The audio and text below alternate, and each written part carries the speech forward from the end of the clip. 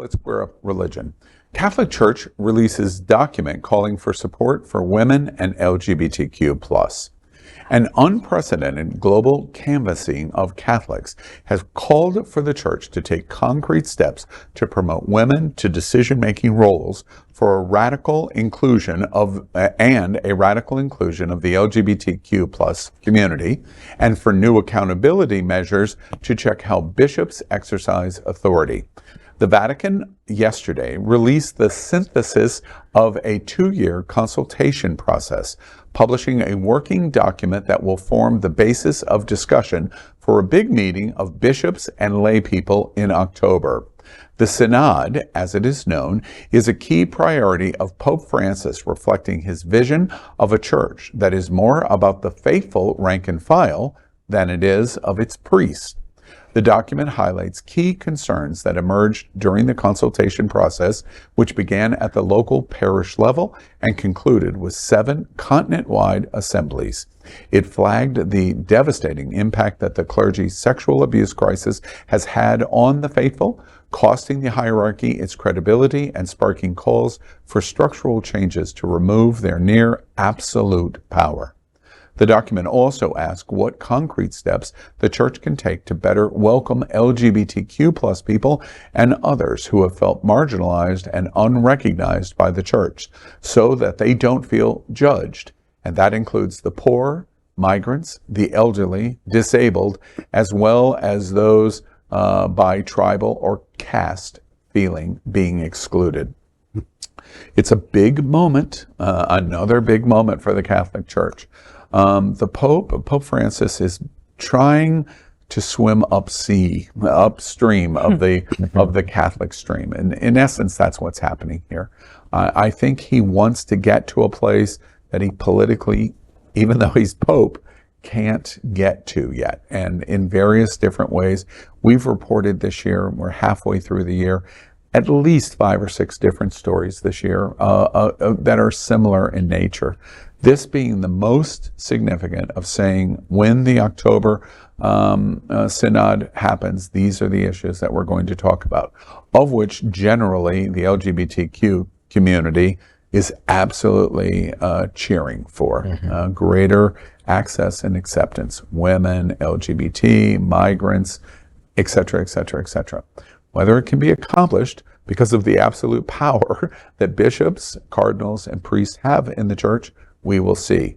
But the one thing that is clear that's really working against the Church now is the horrendous sexual abuse record that they have. And this is a tangible consequence of that terrible record. And now they're saying, no, wait, your power is not absolute, because if it is absolute, you act in an absolute way, which harms children by sexual abuse. And we're going to put a stop to that. You know, one phrase that I really like in this story was that they want radical inclusion of LGBTQ. Here's the thing, any inclusion, hell, even any acknowledgement is radical. Yeah. When you look at the bounds of the Catholic Church and organized religion in general, but especially the Catholic Church, and in a place where the lay people have labored for decades, if not centuries or millennia, for them to start to be empowered, for whatever topics they choose, is really a big step forward. I know that there's a group in Indianapolis, which is my hometown, Catholic Allies. They have gotten a couple of parishes to have welcoming services for LGBTQ+. Shout out to St. Thomas Aquinas. And my old home parish, Christ the King, is doing something very pro-community. So it's happening at a level. The problem is it's small little dots. You know, it's Catholic. Catholic Church? Yeah, Catholic Church, St. Thomas Aquinas on the north side of Indy. But it's those little dots. It's that dot on the north side of Indianapolis. It's that dot outside of Springfield, Illinois. Those supporters, this could empower them. And that's what I think is exciting, is the potential for what could happen. Even if we don't reach the ultimate goal, hell, getting 25% of the way there would be monumental. But is this a bit of a moral turnaround, or is it really desperately needed marketing for a church that is losing numbers massively? Yeah. I think Pope Francis wants it to be the moral turnaround. Yeah. Can both be yes? Yes, it's this, and yes, it's this. Isn't that acceptable? Or not? No, I guess it could be both, but I think that requires a little bit more faith in the Catholic Church than I was raised with by recovering Catholics. You're a recovering Catholic. Do you have that faith? So you hear I have that hope. Yeah, it's hope. Okay. I laughed so hard when I heard this story. Okay. Because I just thought, Francis hates these guys. Like, they must be duking it out. Like, he just keeps saying things that have been anti-Catholic tradition for years. Yeah. And he knows that if, like, by putting it out there, like, you know, he's supposed to condemn something, and at one point he goes, well, who am I to judge? And they were probably at the Vatican like, this motherfucker. Like, you know, so it's like, that's probably the exact quote. Yeah. Vatican. Yeah. I feel like he is radically against. It's printed on Catholic Church. Yeah. They open their robe. Hashtag mother effort, right? Listen, the Catholic Church forever, okay? Think about the priest role and the nuns roles, right? They're not going to change anytime soon, folks. They're just basically giving us crumbs so we stop paying attention to the horrible abuse. We just did a story the other day, I think it was Brazil, there was 2,500 cases that they have found of children abuse, okay? There is no worse abuse on earth than to sexually abuse a child. They are effed for the rest of their lives, okay? So it's like, hey, LGBT, hey, women, we're going to put you in, you know, don't wait for it because it's not going to happen, folks. We're not sure if we want to join the club anymore. Recovering. One illustration of the crumbs, maybe misdirection. Faye and I, just as an illustration, Faye and I were in Italy last year with Sunshine Cathedral, and the Vatican approved the Sunshine Cathedral to have a Eucharist, a communion service in the catacombs in Rome. And they knew we were gay. And they knew that was what I asked. I go, how do they know we're gay? Right? I was like, I don't want to get thrown out of here. They had never approved a request like that ever before.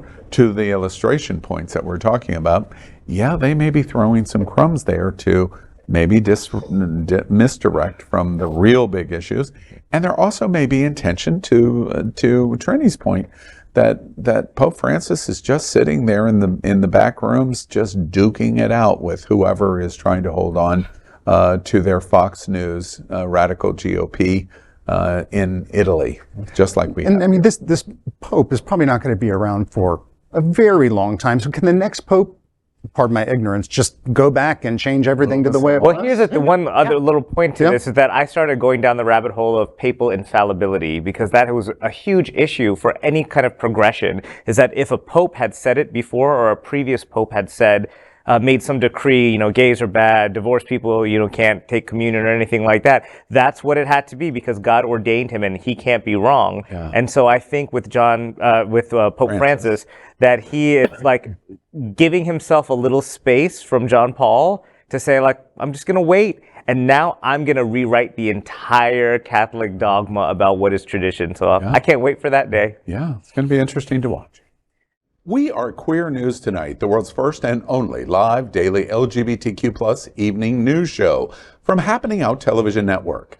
In the model of PBS and NPR, we educate, inform, and entertain by supporting the 10 pillars of the LGBTQ+ community, with more than 100,000 a week watching on Roku, Apple Television, and other channels. To keep the stories going, we accept donations with 100% transparency. Stay updated and live authentically with Queer News Tonight.